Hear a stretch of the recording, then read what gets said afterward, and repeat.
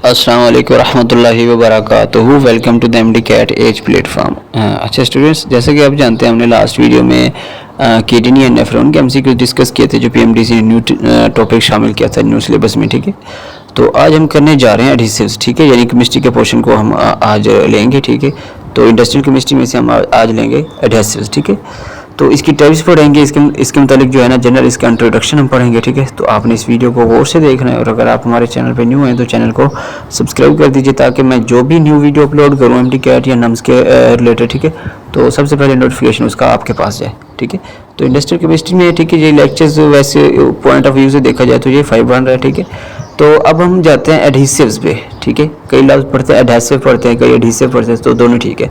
तो ये क्या होता है, ये एक सब्सटेंस होता है जो कि आमतौर पर लिक्विड या सेमी लिक्विड हालत में पाए जाते हैं। ठीक है, that is used in binding 2 और मोर। एडहेजन आपने पढ़ा होगा, ठीक है, बायोलॉजी में पढ़ा होगा कोहेजन और एडहेजन। ठीक है, तो ये भी एडहेसिव इस वजह से होता है, यानी ये बाइंड करने के लिए इस्तेमाल होता है, तो किसी भी दो ऑब्जेक्ट्स को आपस में बाइंड करने के लिए। ठीक है, और उनकी सेपरेशन को रेजिस्ट करते हैं, यानी उन्हें सेपरेट नहीं होने देते। ठीक हो गया। अगर मैं आम ज़बान में कहूँ तो ये निकाह का काम करते हैं, मतलब निकाह हो जाता है ना तो उसके बाद सेपरेशन बड़ी मुश्किल हो जाती है, तो इसका काम भी यही है। ठीक है, sources they come from other nature synthetic source, nature source से भी आ सकता है, सिंथेटिक सोर्स से भी आ सकते हैं। ठीक हो गया। अब हम आते हैं इनकी ना इंपोर्टेंस पे, यानी इनकी अहमियत क्या है, इनकी सिग्निफिकेंसेस क्या है।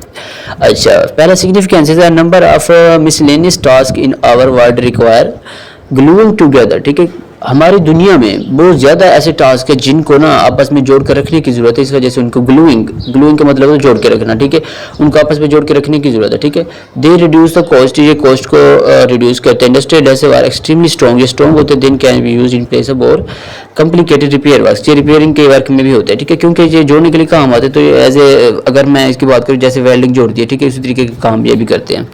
अच्छा, ये एफिशिएंट होते हैं, they do not temper with integrity of the substance, ये सब्सटेंस की जो है ना इंटेग्रिटी को वो ख़राब भी नहीं करते। ठीक है, यानी उसके साथ जो है ना वो मिक्सअप हो जाते हैं। In fact they only make it stronger, ये सिर्फ यही हैं जो इसको ना ज़्यादा मजबूत बनाते होते हैं। ठीक हो गया। तो डाइज और एडहेसिव में फ़र्क होता है, इस चीज़ को याद रखना। ठीक है, अब हम आते हैं इनकी ना क्लासिफिकेशन पे। ठीक है, क्लासिफिकेशन ऑफ एडहेसिव्स, तो इसमें हम क्लासिफिकेशन पढ़ेंगे। क्लासिफिकेशन मतलब ये है कि एडहेसिव की कितनी टाइप होती हैं। ठीक है, तो अब हम आ जाते हैं इसकी ना क्लासिफिकेशन पे। अब देखो, अब एडहेसिव्स है, ठीक है, हम इनको जो क्लासीफाई कर रहे हैं वो बाय ओरिजिन से भी कर रहे हैं। ठीक है, ये सारा का सारा अपने वीडियो को पॉज करके ना ये सारा जो पीछे दिखाया गया है ना टेबल, इसको देखना है। ठीक है, फ्लो शीट जो दिखाई गई है। अब हम जाते हैं क्लासिफिकेशन बाय ओरिजिन। ठीक है, यानी जब ये डिस्कवर हुए थे, ये डिस्कवरी के तौर पे, तो ये कैसे थे, उसी क्लासिफिकेशन को हमने पढ़ना है। तो अगर बाय ओरिजिन हम देखें तो पहली क्लासिफिकेशन जो आती है वो आती है सिंथेटिक एडहेसिव्स। ठीक है, यानी सिंथेटिक जो साइंस का यूज़ करते हुए हम एडहेसिव्स बनाते हैं वो synthetic adhesives, not found in nature, ये कुदरती तौर पे नहीं पाए जाते।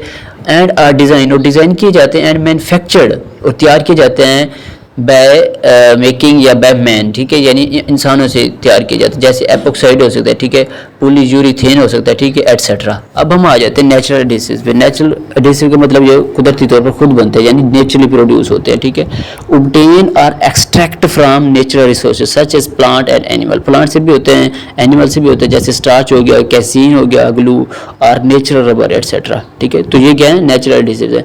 इनके एग्जाम्पल को याद कर लेना। ठीक है, वो एग्जाम्पल में आपको ना देख के पूछ लेगा एमडी कैट में, भाई ये नेचुरल एडहेसिव्स है या साइंटिफिक एडहेसिव्स है। ठीक हो गया। अब कैसीन तो प्रोटीन है, ठीक है, तो इस बात को भी याद रखना, ये एडहेसिव भी होता है। आगे समझ। अब हम आ जाते हैं classification on the basis of reactiveness, यानी जो रिएक्टिविटी होती है ना उसकी बेस पे हम इनको ना क्लासिफिकेशन करने जा रहे हैं। ठीक है, तो पहले आते हैं नॉन रिएक्टिव एडहेसिव, ऐसे एडहेसिव जो नॉन रिएक्टिव होते हैं, ठीक है, जो रिएक्ट नहीं करते, यानी अनर्ट होते हैं, यानी स्टेबल होते हैं। ठीक है, they are inert to the surface on which it is use, यानी जिस सर्फेस पे लगते हैं वो अनर्ट होते हैं, उसके साथ रिएक्शन नहीं करते। ठीक है, अब उसकी example considering adhesive, pressure sensitive adhesives, ठीक है, contact adhesive and hard adhesives.